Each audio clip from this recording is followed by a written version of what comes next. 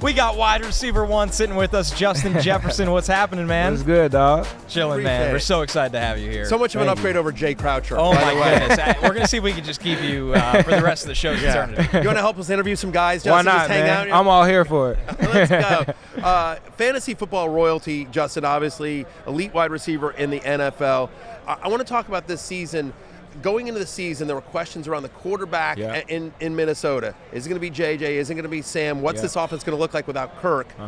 At what point did you know, oh, Sam, we got something here? Yeah, I mean, just being in training camp and, just talking with him and picking his brain and just seeing some of the throws that he were making in training camp, I knew he was going to be a good quarterback. We just needed to surround him with some weapons. Me, J.A., T.J., Aaron Jones, those type of guys to help him out. That's all that he really needs is a little bit more help. And that's looking back on it and looking at his career. That's a little bit something that he lacked a little bit was, that extra weapon, that firepower to throw to or to hand the ball to.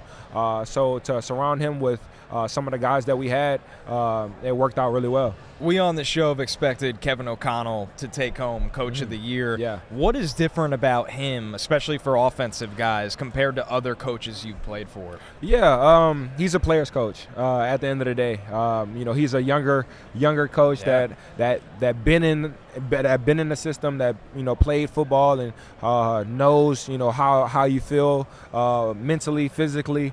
So and his ability to just chop it up is one of the best parts about it. He doesn't feel like a coach. He feels like a teammate. He feels like an extra guy that's on the team that you can talk to about anything. And he's just always so joyful, and he loves his job. He loves just coaching football and coaching these guys to become something in this league. So it's definitely good having him around, and it's just a joy to be around, honestly. Since you entered the NFL, no player has more receiving yards in the NFL than Justin Jefferson, over 7,400 receiving yards. You average 96.5 receiving yards per game. That's the highest average in NFL history.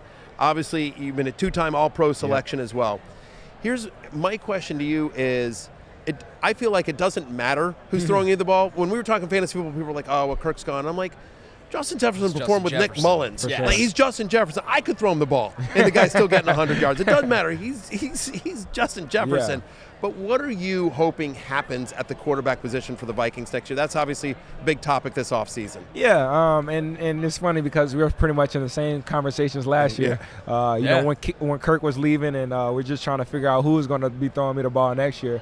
And honestly, I have the same answer. It doesn't really matter who's going to be throwing me the ball. I'm still going to go out there and perform and still try to be my best, regardless of who's throwing the ball. If I'm double covered, it really doesn't matter. I'm going to make the most of my opportunities, and just with my skill set and my ability to create separation, to catch the ball contested.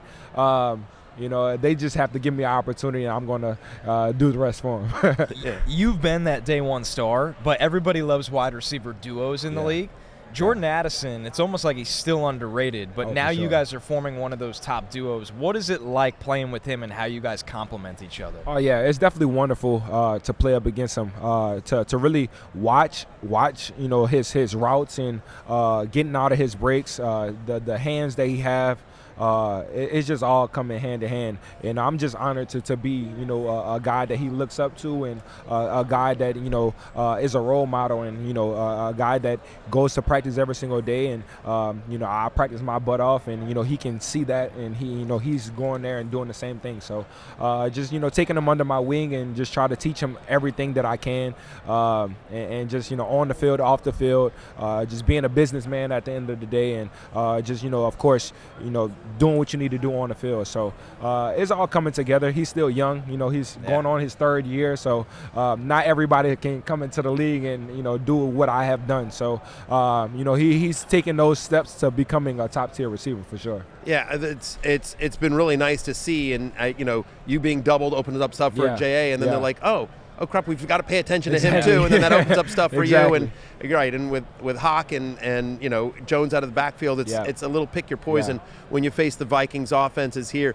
I have a question for you specifically about other wide receivers in the NFL. Who else? Like you're the best of the best, but are there other wide receivers? And I guess let's focus on Sunday. Talk to me about the wide receivers in this game. AJ and Devontae on one side, Hollywood, Xavier Worthy, Juju on the other side, Hop. A lot of guys. What are you looking for wide receiver-wise on Sunday?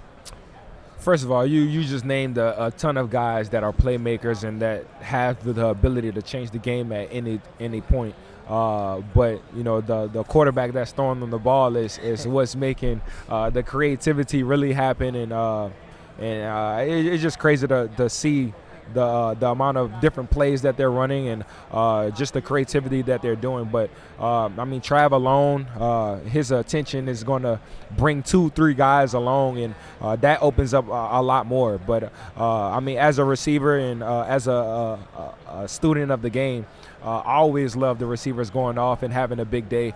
I feel like Hollywood, his time is always coming, and I always love seeing him doing what he needs to do, especially leaving Baltimore, and to see him getting the opportunity at the Super Bowl is always wonderful. Always have joy to watch Juju, Trav doing what he always has to do. But for Philly, to see A.J. Brown and to see, a guy from Louisiana get his first Super Bowl, it'll definitely be a wonderful thing to see. I'm pretty sure he's going to be leaking with tears and just to be so joyful and to also win a Super Bowl here in his home state. That would be a fire thing to witness. Who do you think wins? I don't know, man. It's hard not to go against. It's hard to go against KC. What Patrick Mahomes and what he has been doing for the past 3 years.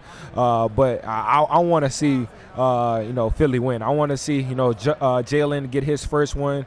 All of those, pretty much majority of those guys get their first ring. Right, Saquon doing his thing this whole entire year. Most likely going to be Offensive Player of the Year. So I want Philly to win. That's my opinion, but KC always come down to it. They always turn out right. Yeah. I gotta ask you about LSU because it is just amazing. Every time we look around, there's new star receivers in the NFL. Yeah. This year, we're talking about Malik. We're talking about Brian Thomas Jr. Obviously, before Pro you, it was Odell. Right. It is just insane. Why is this such a wide receiver factory every year, first rounder after first rounder, and it feels like guys that might not even go in the first round, like they always should. I'm not sure. Just like I always say, I'm not sure what's in the water. Right, it's crazy. If it's in the Tonys, if it's in the seasonings that we have, I'm not really too sure. But, we always generate talent. We always have guys that make something out of themselves and that are hard workers as well. So, for me and Jamar to come up and to see Jarvis and to see Odell and to see the different type of plays that they were making, they set the standard. And for us to come in to compete and to win a national championship, and then we set the standard for the guys coming behind us. So it's always just a cycle that goes on and on. We're always going to have that talent that's coming through Louisiana. It's just all about what they want to do and the hard work that they put in to be that top tier receiver in the league. Do you guys talk to each other? Is there like an LSU wide receiver text chain? We definitely need to make one. Right. That's for sure. We definitely don't talk as much as we probably should. But I feel like just the love and just watching each other, it will always be there, and we're a brotherhood at the end of the day.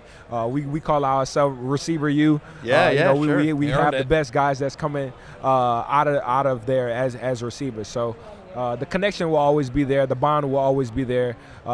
We might need to talk a little bit more and have that group chat, just like you said.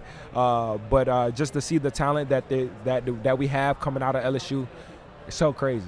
Well, I would tell you, Justin, in addition to obviously being a bunch of elite wide receivers in the NFL, you're also elite fantasy football options. You and Jamar are going to go the first two picks in every fantasy draft coming up this year. Obviously, Malik and Brian are going to be high picks as well. How often does fantasy, because you ever since you've come into the NFL, you've been You've been one of the superstars, not only of the NFL, but of fantasy football. How often does that come up in your life when fans come up to you? Do they talk to you about it? Do your friends and family hit you up like, I'm going to draft you? Thanks for the championship. Thanks for the championship. That's the best one. Yeah, for sure. Exactly. Yeah, I mean, I definitely get it a lot, especially now. I feel, especially after COVID, fantasy football really started to get really big because I don't really remember before COVID or even before entering the league, people really talking about fantasy football as much as they do now. So I definitely get those conversations with fans coming up to me. Thank you for the Super Bowl. Thank you for getting me all of the points.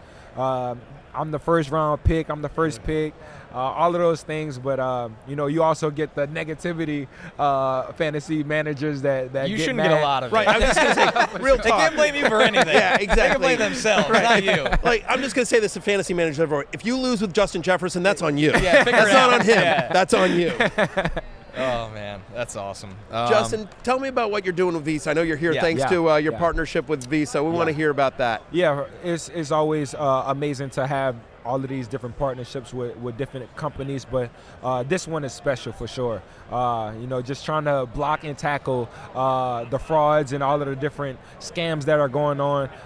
That is the main thing that's going on, and I'm just glad to be a part of it, glad to be working with him, and glad to evolve and to see the different things that we need to do to better secure different accounts and what all people got going on. So I'm just glad to be a part of it and see what we got going on down the line. Yeah, they give you an unlimited credit card because they should. Like, just That's like, y'all heard that, right? Unlimited credit card. Y'all heard that? Like, that got unlimited money on it, trillions. Exactly. I can just It's spend an it idea for next year, so you get ahead. for sure. It'll help out. We got to do that. No better way to start today's show. Wide receiver one, Justin Jefferson. We thank you so much for the time, man, for kicking things off in a big way.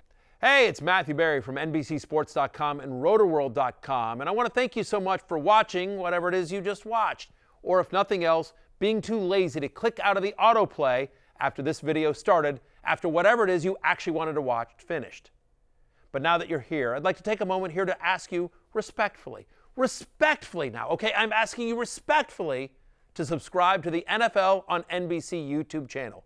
You'll get the latest RotoWorld fantasy news headlines, all sorts of great shows, including my own Fantasy Football Happy Hour. So go subscribe now. Again, I'm asking respectfully.